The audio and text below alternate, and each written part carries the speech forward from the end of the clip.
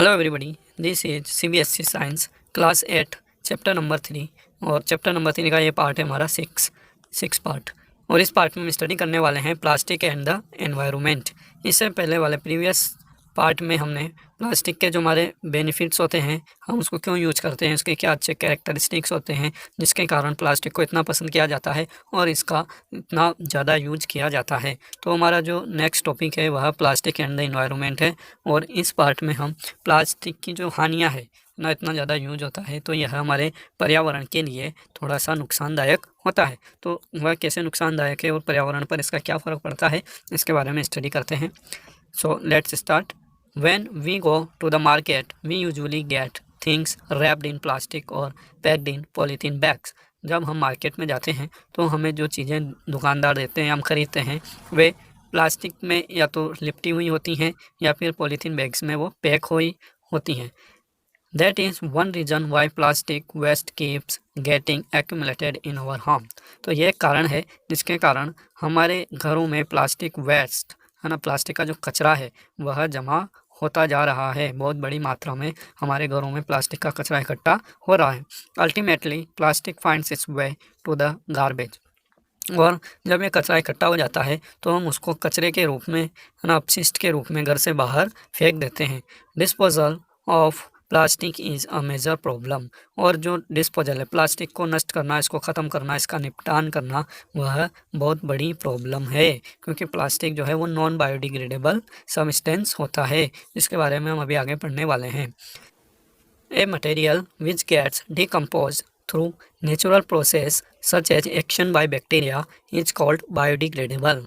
तो कोई ऐसा मटेरियल जो कि नेचुरल प्रोसेस के द्वारा या किसी बैक्टीरिया के द्वारा डिकम्पोज हो जाता है, अब घटित हो जाता है, ऐसे मटेरियल को हम क्या कहते हैं? बायोडिग्रेडेबल। बायोडिग्रेडेबल मतलब जैव निम्नीकरणीय। और ऐसे पदार्थ वे होते हैं जो कि ऑर्गेनिक होते हैं। ऑर्गेनिक का मतलब जैविक होते हैं, जो कि हमें जीवित जीवों से, प्लांट से या एनिमल से प्राप्त होते हैं। They are biodegradable. उनको बैक्टीरिया, फंगस और एल्गी जो होते हैं वे उनको नष्ट कर सकते हैं।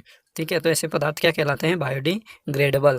A material which is not easily decompose by natural processes is termed non biodegradable. और वहीं एक ऐसा मटेरियल है ना, जैसे कि प्लास्टिक है, हमारा कांच है, ग्लास, तो ये आसानी से डिकम्पोज नहीं होते हैं। They are not organic material, so they are called non biodegradable, है ना। इनको कहते हैं अजैव निम्नीकरणीय। Look at table 3.3। यहाँ पर कुछ चीज़ें दी गई हैं, जैसे कि टाइप ऑफ वेस्ट, कुछ वेस्टेज के प्रकार दिखाए गए हैं, है ना। और इनके बारे में दिखाया गया है कि ये डीजनरेट होने में, डिकम्पोज होने में कितना टाइम लगता है। तो जो हमारी पील्स ऑफ वेजिटेबल्स होती हैं, फ्रूट होते हैं, फूड स्टफ जो बच जाता है खाना, ये सब को सड़ने में या इनको डिकम्पोज होने में 1 से 2 वीक लग जाते हैं, जब ये पूरी तरह से नष्ट हो जाते हैं और मिट्टी में मिल जाते हैं और हम इनको वापस फाइंड नहीं कर पाते हैं। तो इस तरह के जो मटेरियल होते हैं उनको हम कहते हैं बायोडिग्रेडेबल। हमारा पेपर है, कागज़ है, ये 10 to 30 डेज़ में ये डिकम्पोज हो जाता है और ये भी हमारा बायोडिग्रेडेबल है। कॉटन का क्लॉथ, जो हमारे सूती वस्त्र होते हैं ना, ये सूती है मतलब ये प्लांट के प्रोडक्ट से बना होता है। पेपर भी हमारा प्लांट के प्रोडक्ट से बनता है, वुड पल्प से। तो ये सब हमारे बायोडिग्रेडेबल हैं। वुड हमारी खुद प्लांट का पार्ट है, ये भी बायोडिग्रेडेबल है और ये 10 से 15 ईयर्स में पूरी तरह से नष्ट हो जाती हैं। वुलन क्लॉथ्स है हमारे, है ना, अबाउट ए ईयर, इनको 1 साल लगता है सड़ने में या डिकम्पोज होने में, तो ये भी बायोडिग्रेडेबल है। वुलन हमारी एनिमल से प्राप्त होती हैं। टिन है, एल्यूमिनियम है, कुछ मेटल हैं, है ना, इनको 100 से 500 साल लगते हैं पूरी तरह से नष्ट होने में, तो इसलिए ये है हमारे non biodegradable.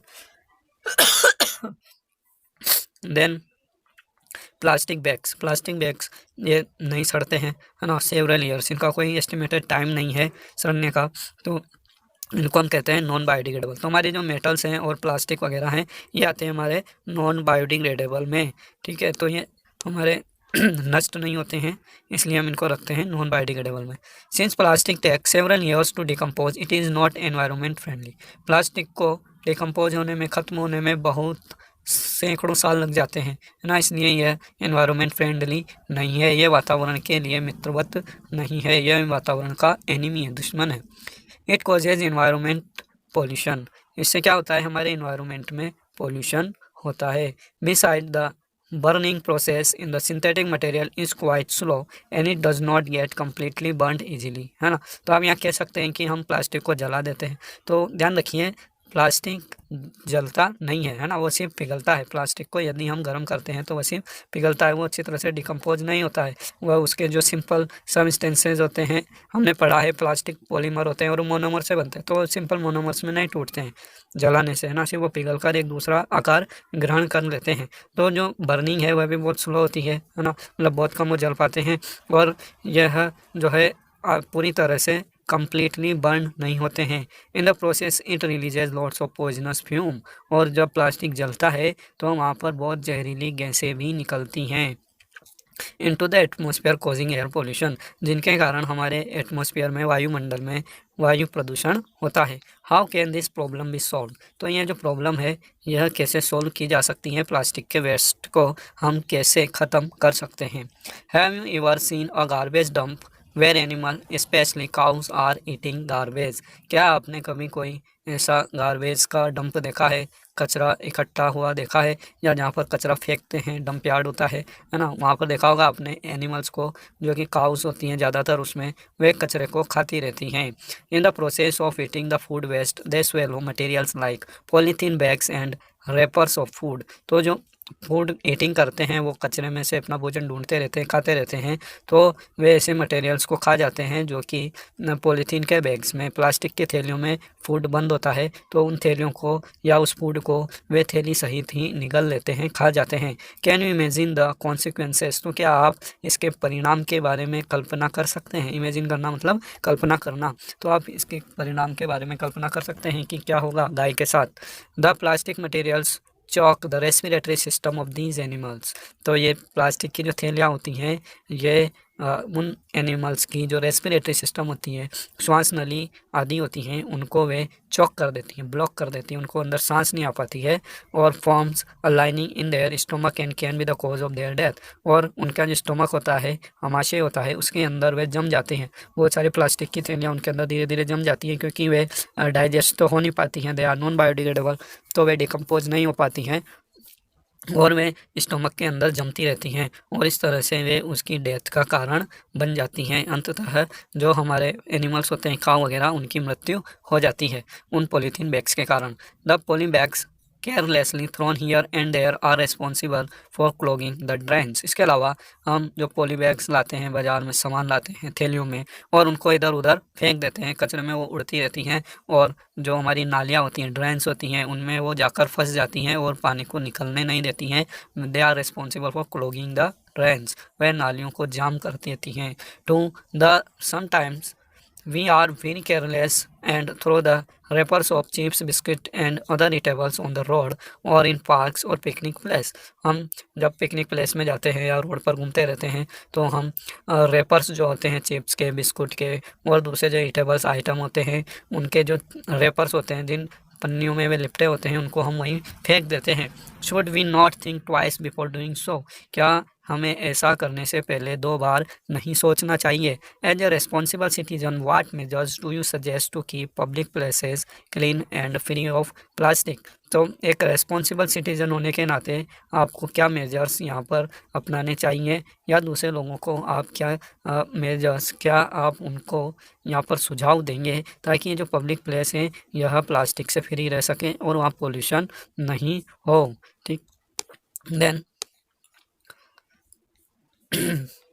Avoid the use of plastic as far as possible, तो प्लास्टिक का जो यूज़ है उसको अवॉइड करना चाहिए। शुरू में जब प्लास्टिक हमारे लिए बेनिफिशियल था तो ये बहुत अधिक मात्रा में यूज हुआ, और इतनी ज़्यादा मात्रा में यूज हुआ कि अभी हमारे लिए समस्या बन चुका है। तो अब कहा जाता है कि प्लास्टिक को कम से कम यूज करना चाहिए, प्लास्टिक कम से कम यूज करना है और उसके यूज को अवॉइड करना है। अवॉइड करना मतलब निषेध करना है, उससे बचना है।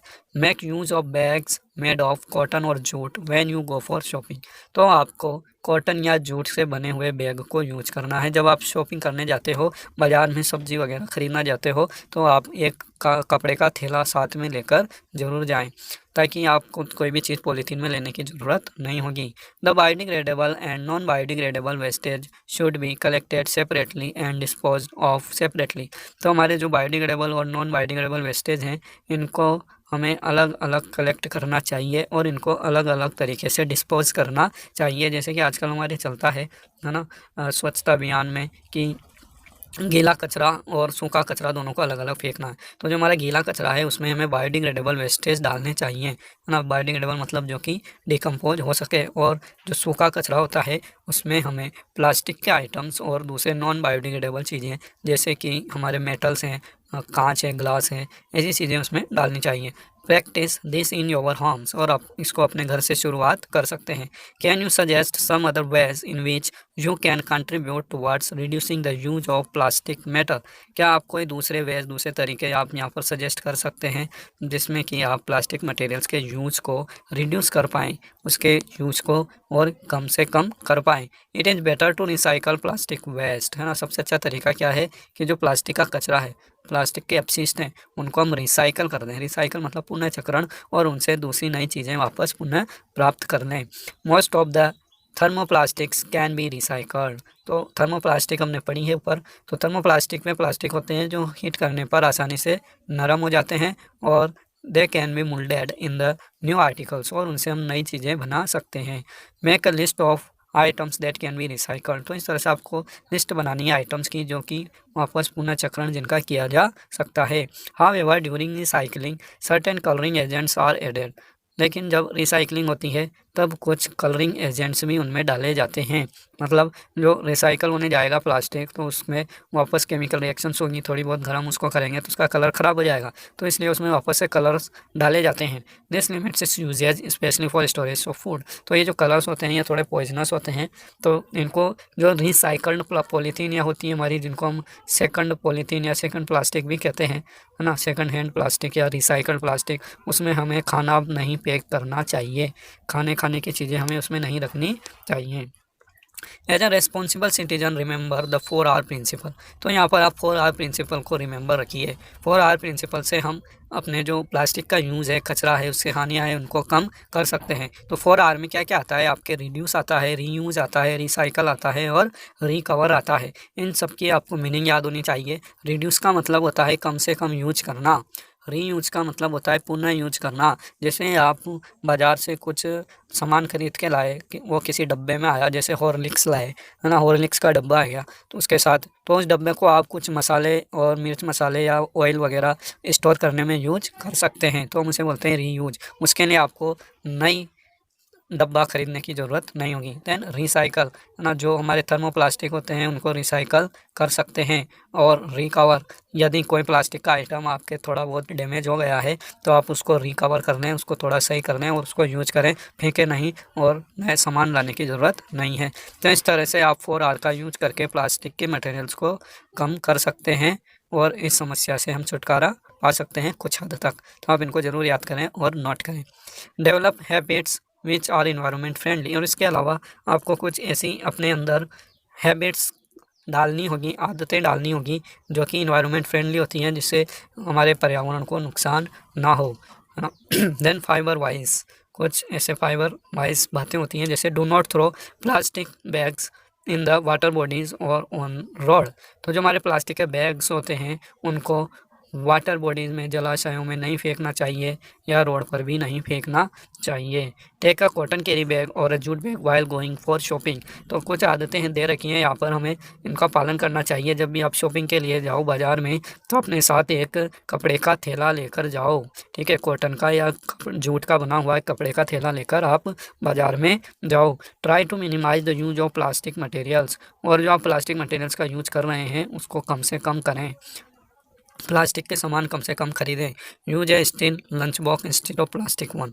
और जो आपका लंच बॉक्स होता है वो प्लास्टिक का होता है, हाँ, और कई टाइम तक आप उसको यूज करते रहते हैं। प्लास्टिक में कुछ पॉइजनस मटेरियल भी होते हैं, तो वे आपके खाने को ख़राब भी कर सकती हैं। तो उसकी जगह आप कुछ मेटल का लंच बॉक्स यूज कर सकते हैं, स्टील का यूज कर सकते हैं।